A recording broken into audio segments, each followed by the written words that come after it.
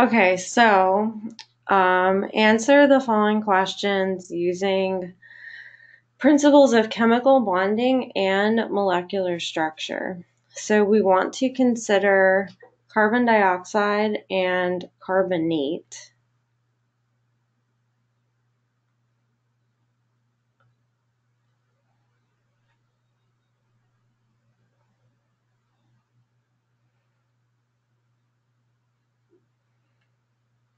All right, so hopefully you guys are starting to draw them. All right, I'm going to give you just a hint of a head start here. So first we want to draw the Lewis dot structures. So I'll go ahead and do this with dots so you guys can actually see the dots. So carbon has 4. Oxygen would have 6. If we form 2 double bonds, then we have a complete octet for everyone. Generally, you must show your lone pairs either as I have, or you can use lines. Okay, and then for carbonate, I'll give you guys 30 seconds of a head start.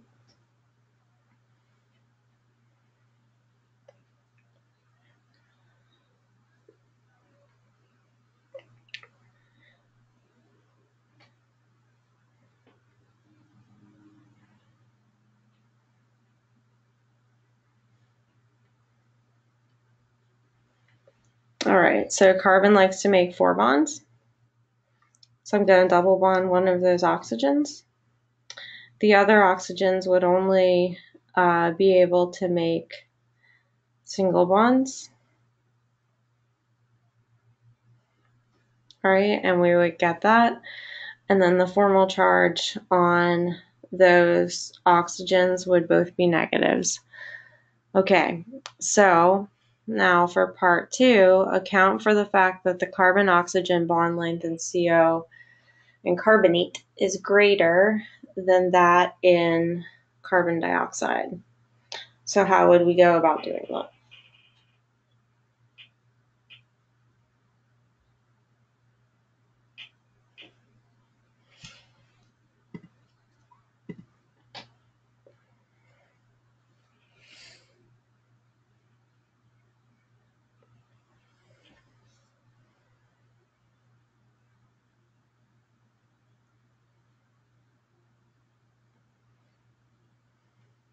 Okay, so I will ask a new question, and I would very much like it if someone would give me a response. Okay, you can type it in the chat box, or you can unmute yourself briefly and give me a response. What is the bond order for carbon dioxide? What are the bond order for the carbon-oxygen bonds in carbon dioxide?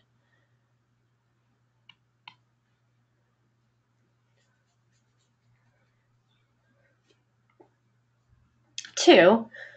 So good, 2 double bond equals 2. Great. So we have a bond order of 2.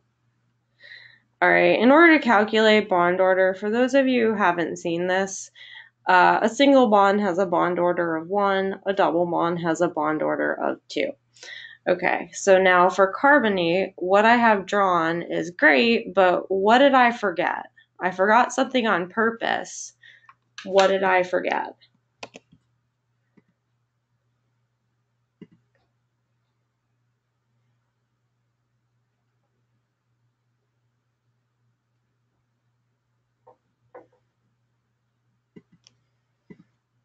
The bracket with the charge, the resonance. The bracket with the charge, I think, is not necessarily super critical. You wouldn't get points taken off for this, but there is a resonance structure. All right, does everyone know what resonance is?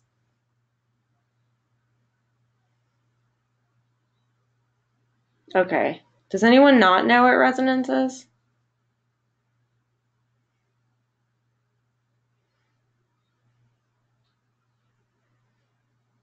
Okay, since I didn't see any new changes, I'm going to assume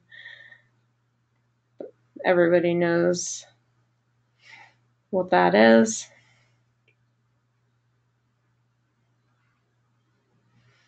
All right, so I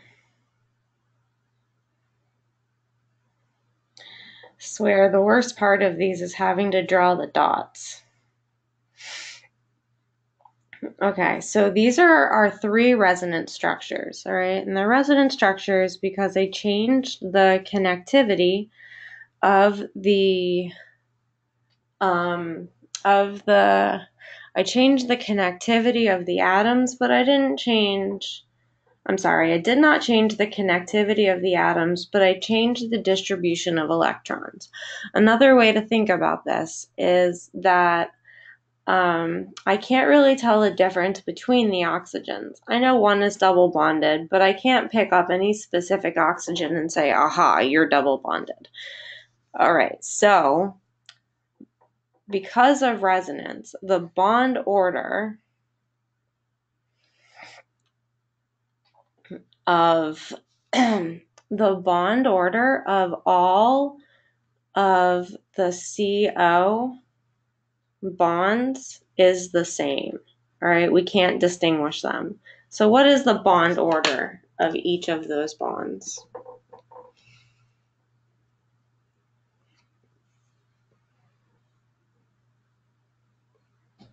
(1.33).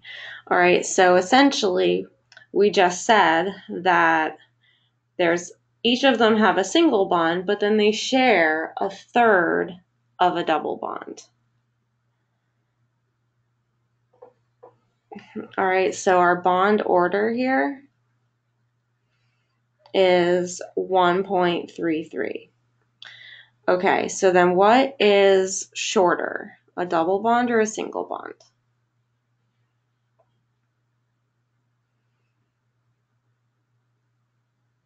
Okay, so the double bond is shorter. All right, and here the partial double bond is longer. Yeah, the partial double bond is longer because it's a shared double bond due to resonance. Does anyone have any questions on what the College Board would have been looking for?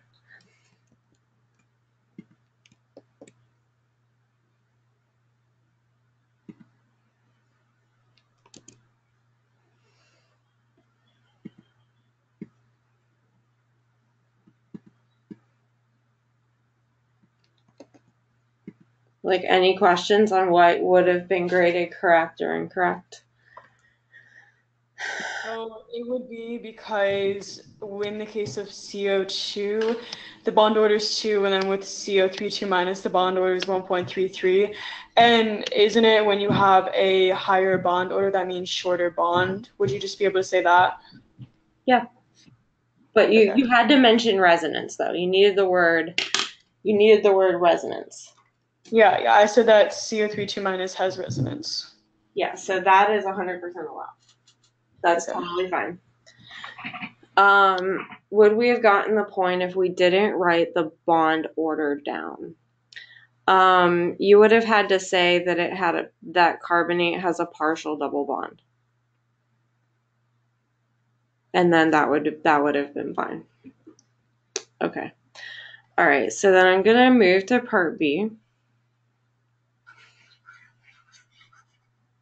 Good questions. Thank you for asking them.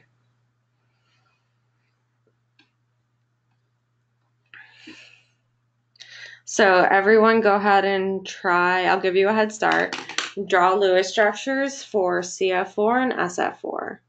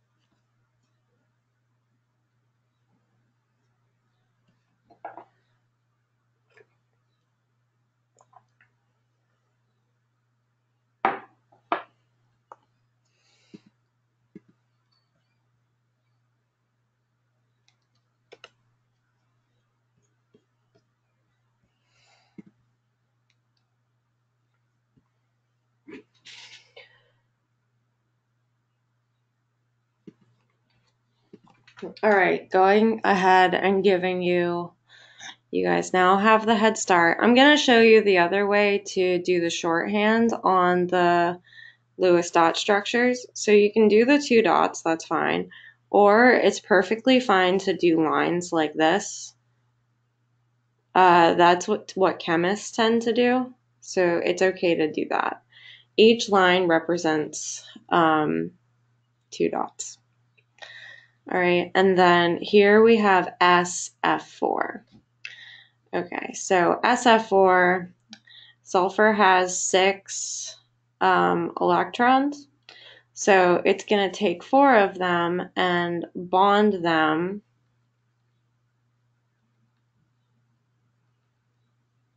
to the fluorines, but then they have a lone pair.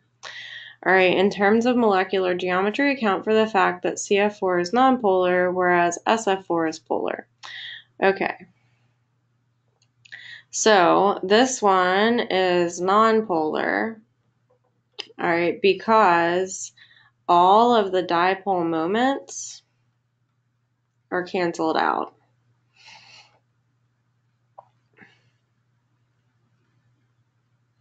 due to symmetry. All right, so this is a tetrahedral molecule. I will write that. I think because it says in terms of molecular geometry, writing tetrahedral is great. All right, so this is nonpolar because all of the dipole moments are canceled out. It's tetrahedral.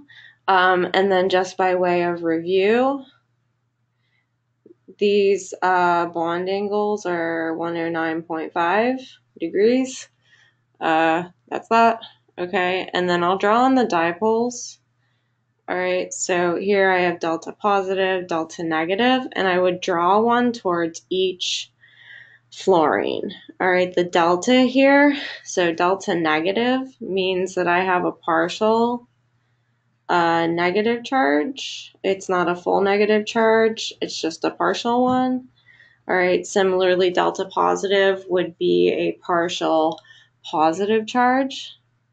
All right, so I'm going to have the dipoles, they're all canceling each other out, therefore it is nonpolar. All right, this one is a little different because the electron lone pair takes up more room than each bond. All right, therefore I have an overall dipole that's towards the bottom here. So this is delta positive. Nope, sorry. This is, yeah, I would say 4 fluorines is definitely delta negative. All right, so I would have delta positive here, delta negative down there towards those 4 fluorines. All right, and so then we have an overall net dipole. All right, and then does anybody know the molecular geometry of that? It would be seesaw, right? That's impressive. Good job. Thank you. And then wait, I have a question really quick. So are we required to draw the dipoles with a positive and negative partial charge? No. Okay. But it would be best to state it. But you don't have to draw it, no. Okay. Does anyone have any questions? That is in fact seesaw.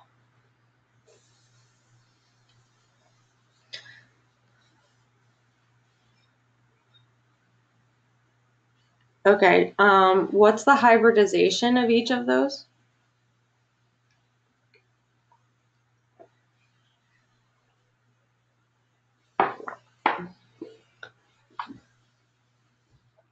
Could we say it's nonpolar due to being symmetric?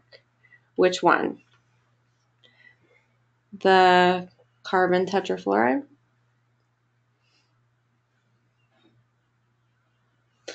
Yes, that's fine. So this one's sp3. All right, and then this one, we have 5 things that we have to attach, and so that is sp3d.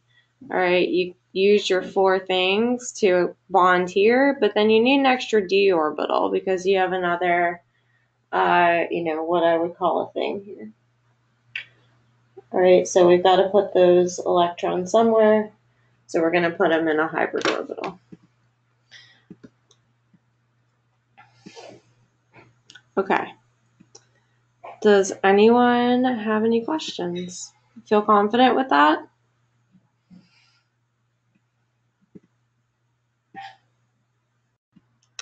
Okay, so using principles of chemical bonding and molecular geometry, explain the following observations. Lewis dot structures and sketches of molecules may be helpful. For each observation, your answer must include references to both substrates. So I'll give you guys a head start on drawing nitrite and nitrate. All right, just going to give you a head start, and then I'll pick up from there.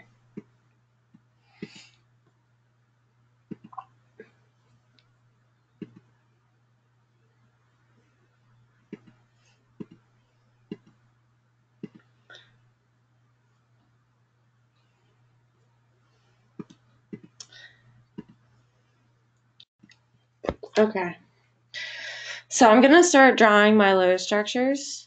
All right, hopefully you guys have a little bit of a head start here.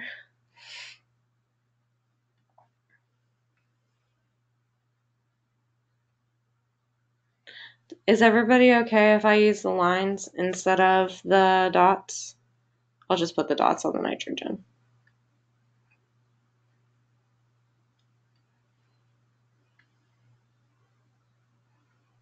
You know what, maybe I'll do them in a different, actually, I'll just do the dots.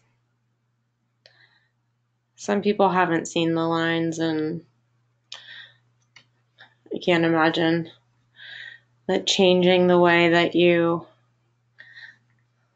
see it on, game day is going to be helpful. All right, that formal charge is on the oxygen. All right, and then I can't distinguish between those oxygens.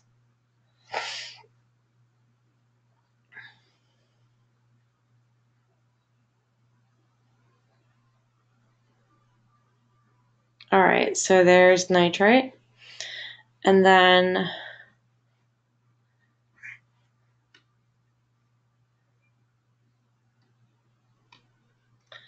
let's do nitrate. Now this one's a little more interesting because the formal charges here are a little crazy. So in general, one of the principles of drawing good Lewis structures is to try and minimize the number of charges that you have, but it's impossible with nitrate. All right, so nitrate actually has 3 charges that overall come up to a -1.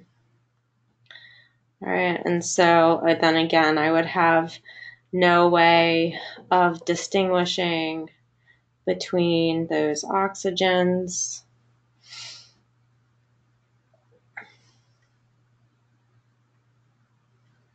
All right, and then you guys can use your imagination. There's another one.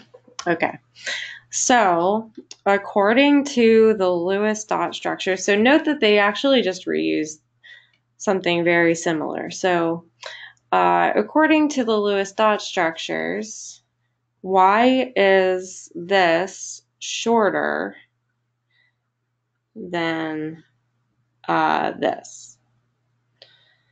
Why are those bonds shorter? Well, what's the bond order here?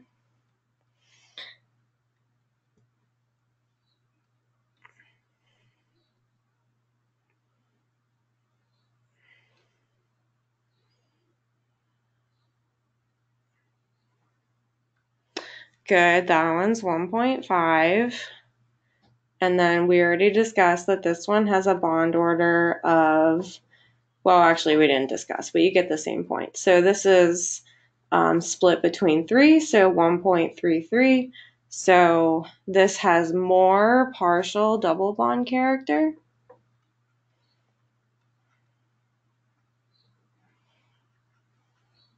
All right, and therefore would be shorter. Okay, does anyone have questions on that? Pretty self-explanatory. Does everyone know the equation for formal charge in case that comes up?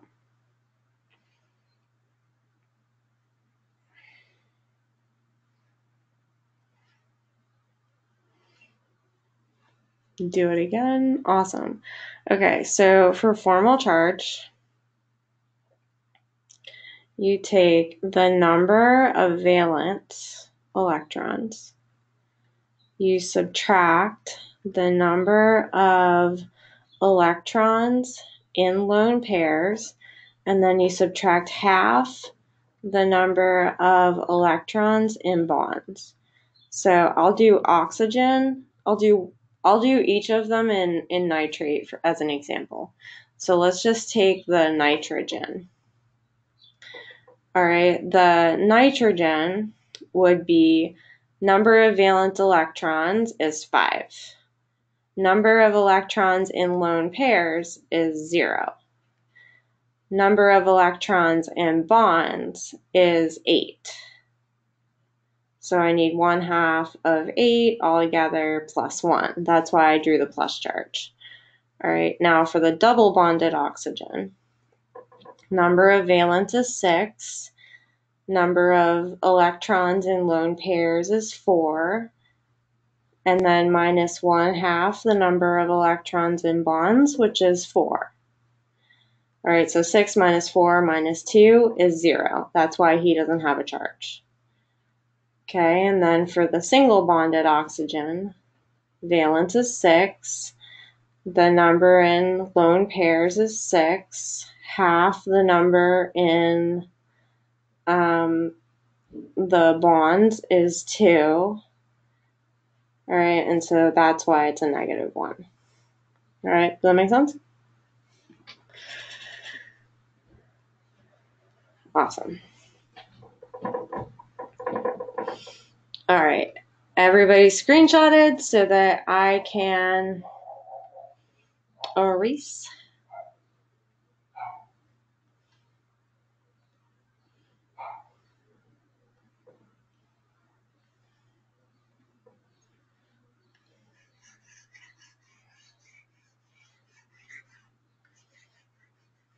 Great. Okay, so next one should be fairly easy. So we'll look at CH2F2 versus CF4. So we already discussed CF4. All right, that looks like this.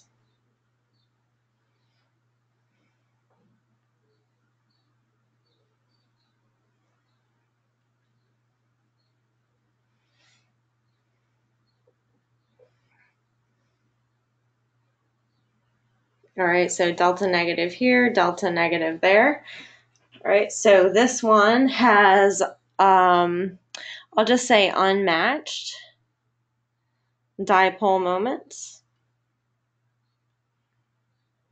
All right, and then this one has, again, matched dipole moments.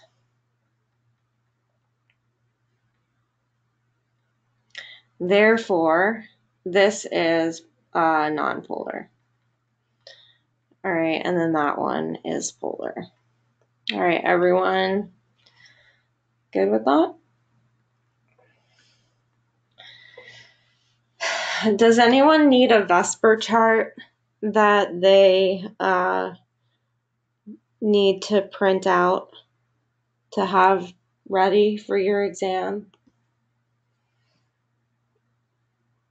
I don't know if everybody has one. I have a pretty good one.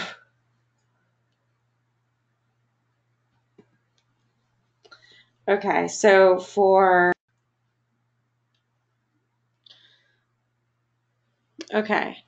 The atoms in C2H4 are located in a single plane, whereas these are not. So we want to, again, draw a Lewis structure. So I'll give you guys a 30-second head start.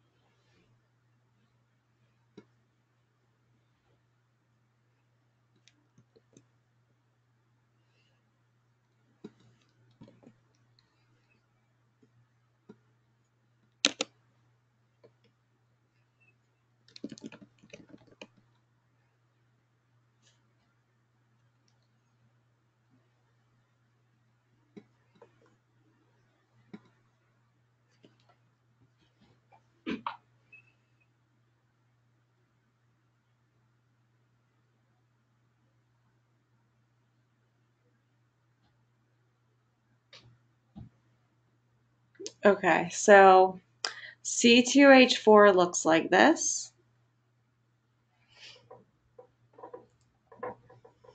All right, and then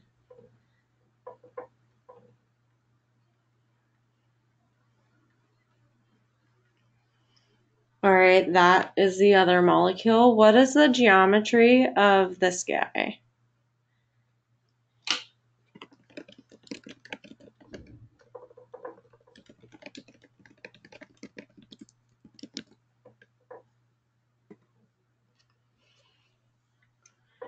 It would be trigonal planar, right?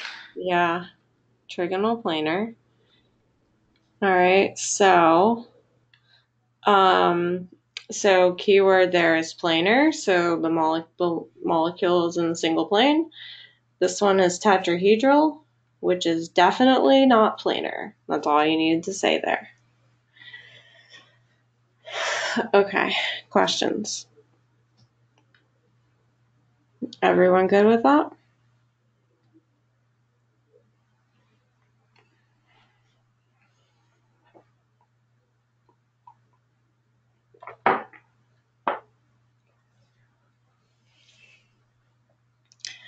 All right, shape of a PF5 molecule is different than an IPF molecule.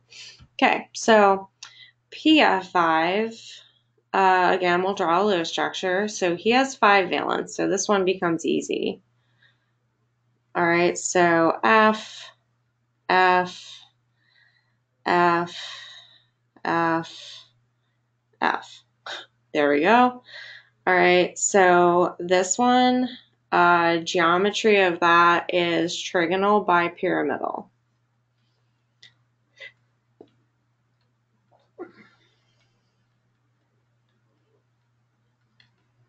All right, I don't think you actually would have to write that to get this answer correct, but that's okay.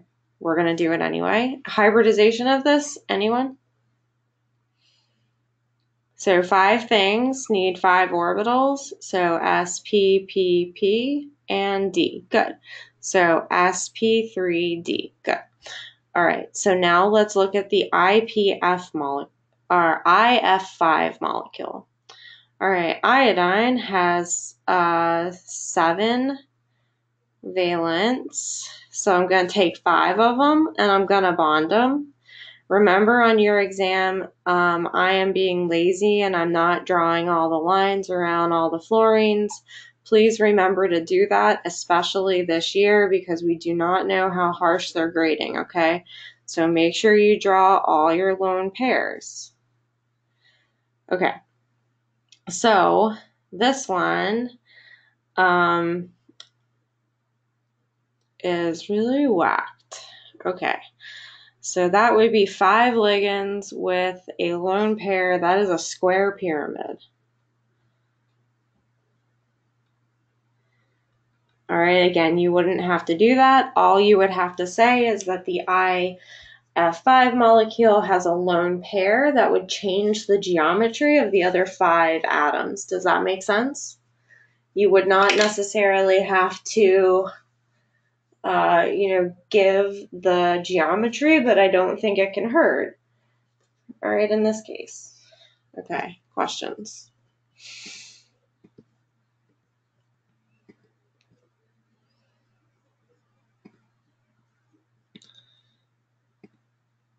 Great.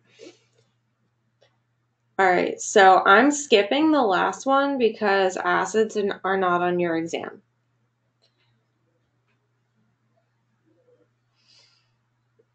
Okay.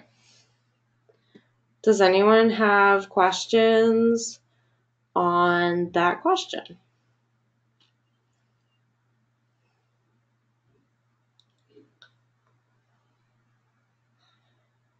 Okay, so I think we can do one more.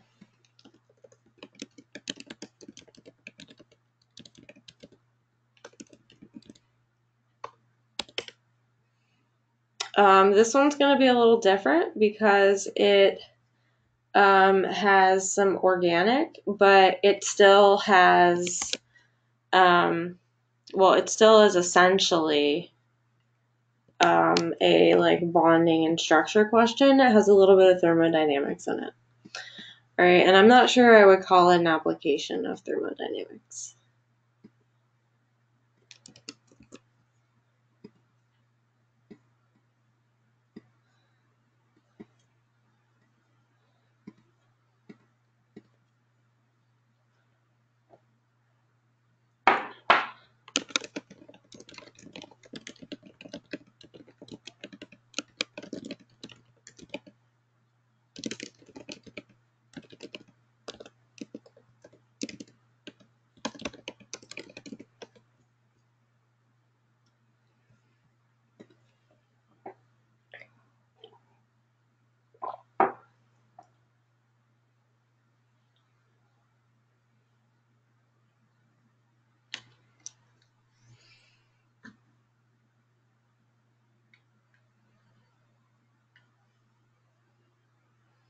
Do I think they will combine different topics?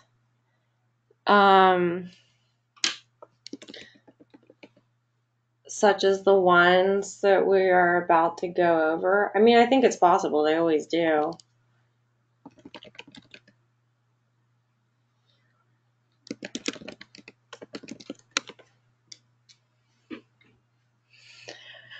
Okay, so here we have propanone.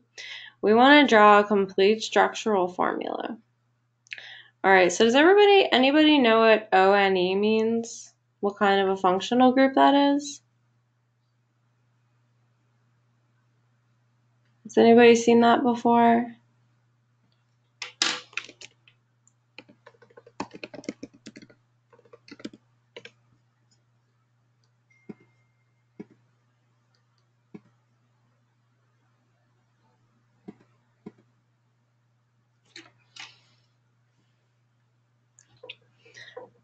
Okay, so the complete structural formula looks like this. Now, in general, when they leave it like this, they have them in order. All right, so like the CH3 stays together like this, and then you have a C. We have an O somewhere, but I also have a CH3. So the only thing I can do with that O is do this.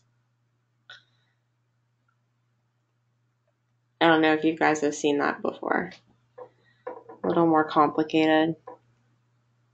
We're only going to do the ones that have to do with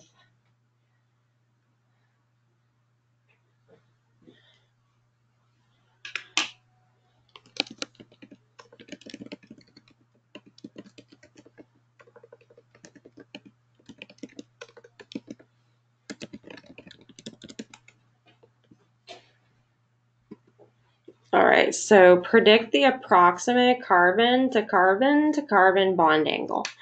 So they want to know, what is this bond angle? Anyone have a guess on that?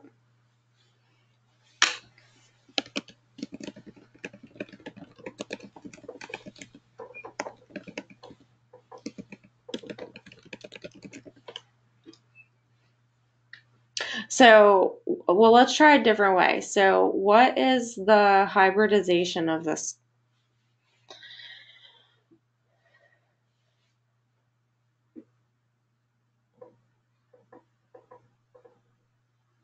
So, sp2. So, what's the geometry of sp2? So, that's trigonal planar. Trigonal planar is 120 degrees. So, that's how you hear about solving that.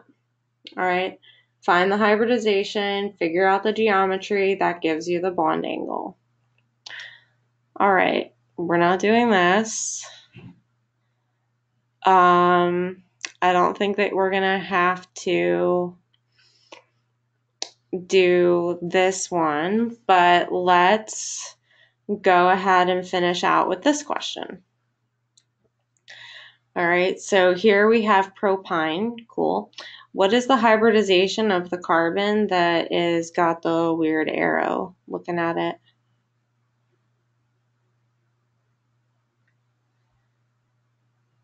So bonded to two things. So if it's bonded to two things, that's sp, good. All right, and that's that. And then what is the total number of sigma and pi bonds? Did you guys learn that? All right, so I'll let you guys give me an answer.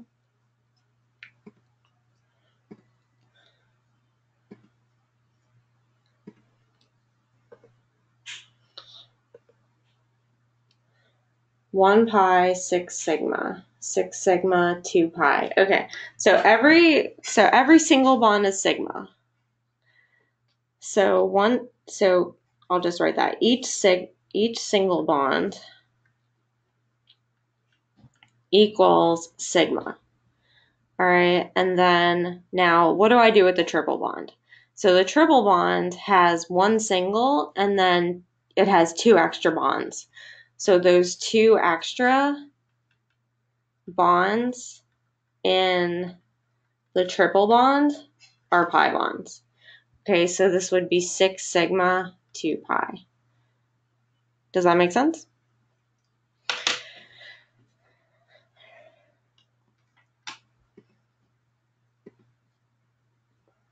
Awesome.